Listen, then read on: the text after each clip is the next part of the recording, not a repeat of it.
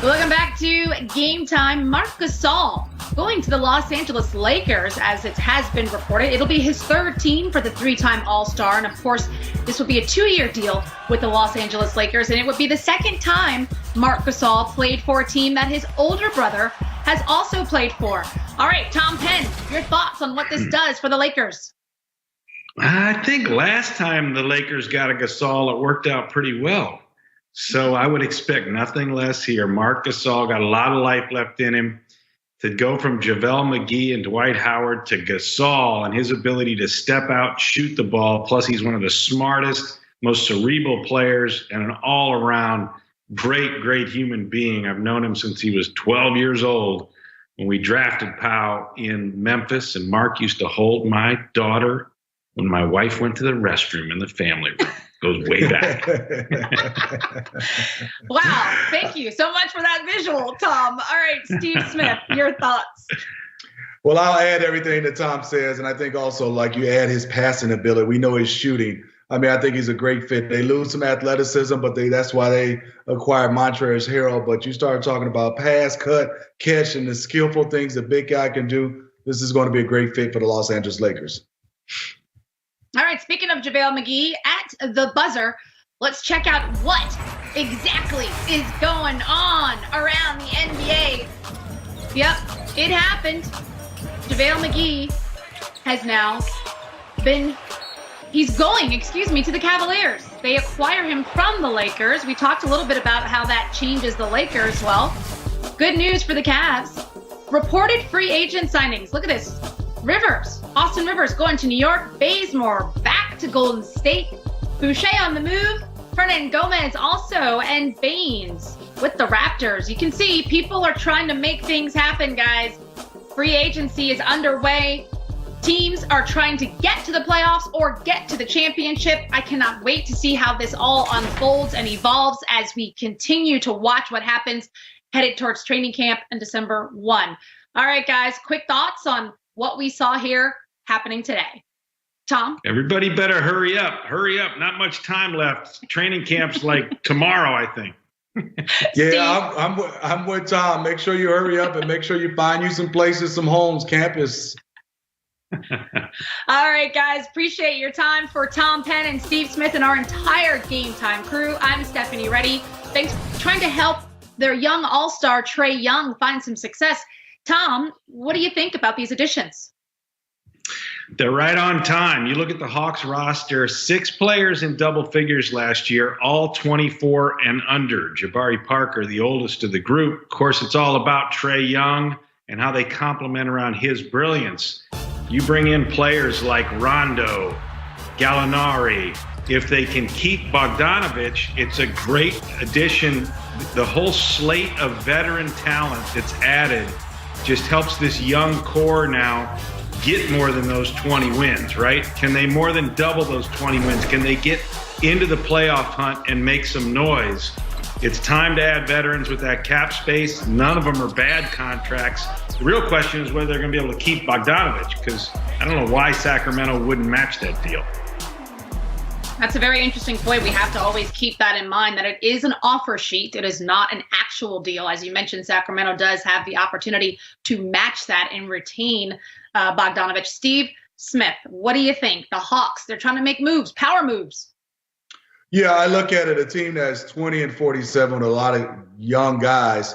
Is either the Hawks organization is saying we're going for it now, or they're saying some of these young guys, we brought in some competitive guys that go get after it defensively for Trae Young. I think it's fantastic. Everything he needs to learn about the point guard position, it definitely be a sponge with Rondo. You're talking about defense, you're talking about leadership.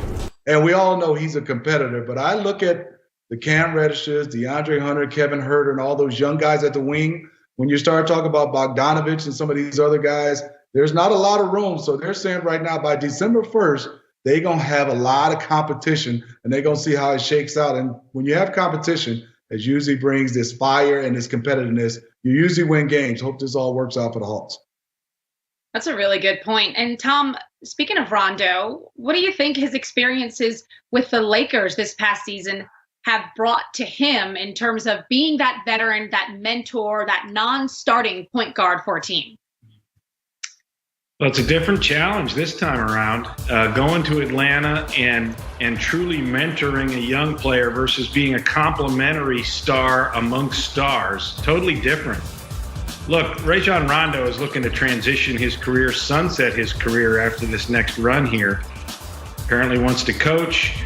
He's a really, really cerebral player and has been a good pro recently. Throughout all of his career with one exception in Dallas. So I think him in the mix, in the backcourt, if he's aligned with the coaching staff, and is just all value add for Trae Young. It's going to be interesting. I cannot wait to see what happens. As you guys know, the season is just around the corner. We have so much more to get into on this free agency fever edition of, and of course, we're going to talk some Denver Nuggets here. So for that, we're going to welcome in our friend Mike Singer, who is the beat writer for the Denver Nuggets, working for the Denver Post. Mike, we appreciate your time. I know you've been exceptionally busy right here these last few days. Let's get right into it. Free agency has been on fire the last several days, but for the Denver Nuggets, they lost a key part of their puzzle in Jeremy Grant. Can you give us the latest on his situation? Yeah, there's no other way to say it. The Denver Nuggets were blindsided by what happened Friday night when Jeremy Grant decided to leave Denver for Detroit. 3-year, $60 million deal. What's crazy is that the Nuggets, I'm told, was offered the Nuggets offered Jeremy Grant the exact same contract, same amount of money, same amount of length, and yet Jeremy Grant opted to go to Detroit. This shook the Nuggets. They were not prepared for this.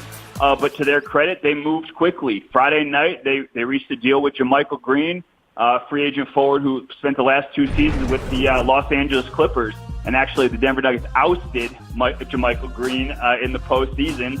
And then a day later, they signed Paul Millsap for 1 year, $10 million. So they quickly moved to replace Jeremy Grant, even if it's not a seamless fit. Because of all the things that Jeremy Grant did, the defensive versatility, but with what they were faced with, the Nuggets absolutely did what they could. And they continue to try to fill out their roster in this free agency period. They went to an international player in Campazzo. Tell us a little bit about him. Yeah, this is a 29-year-old point guard who's played with Real Madrid since 2014, was actually teammates with Luka Doncic there. He's only 5'11", but he is one of the best passing point guards in Europe. And the Nuggets have been on him for a long time.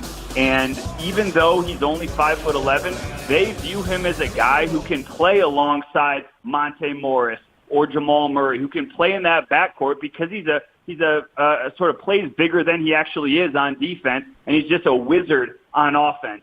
So I think that the Nuggets really enjoy thinking about pairing him with Nikola Jokic, obviously the best passing big man in the NBA, and seeing what kind of magic they can create. And this is classic Denver Nuggets. They look overseas, they find value where there is, where there's value to be found, and they take advantage of it. So I think Nuggets fans are going to be thrilled to see what this guy can do. Sounds exciting. You mentioned some magic. We saw the Denver Nuggets. They sort of exploded inside the bubble for the fans who were not watching the Nuggets during the regular season. We saw Michael Porter Jr. really come and show up on the stage. What are your expectations for him this season? What's funny is that so much more is going to be asked of Michael Porter Jr. as a result of the Jeremy Grant decision. Michael Porter Jr. will, in all likelihood, be in the starting lineup.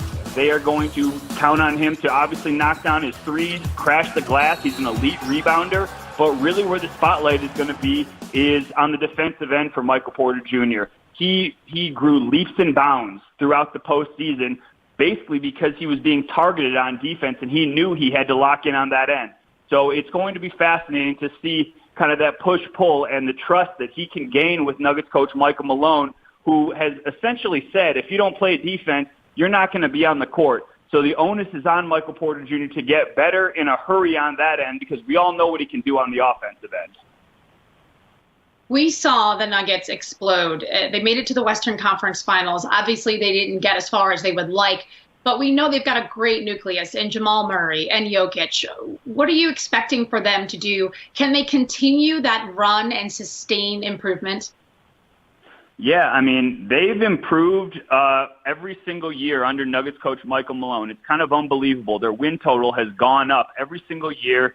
3 years ago, it was game 82 they lost, or that was 2 years ago. Then last season they lost in the second round in a heartbreaker at home to Portland. This past year, they get all the way to the Western Conference Finals. This is a team whose confidence is growing, whose confidence is budding, and it completely aligns with the trajectory of their two stars, Jamal Murray and Nikola Jokic. I don't think there was any question that Nikola Jokic, who finished fourth in MVP voting last season, was already a superstar. But what we saw from Jamal Murray and taking that leap and becoming more consistent, taking that onus and responsibility and putting the team on his shoulders, multiple 50-point games in that series against Utah, his confidence is just exploding. And the Nuggets, everyone chided them last season when they gave Jamal Murray a max contract extension that'll kick in beginning this season. I don't think anybody is looking at that contract sideways anymore. They very much believe that Jamal Murray is the player that they paid him to be. I think you're right, Mike, and that was so much fun to watch them when they had all those successes.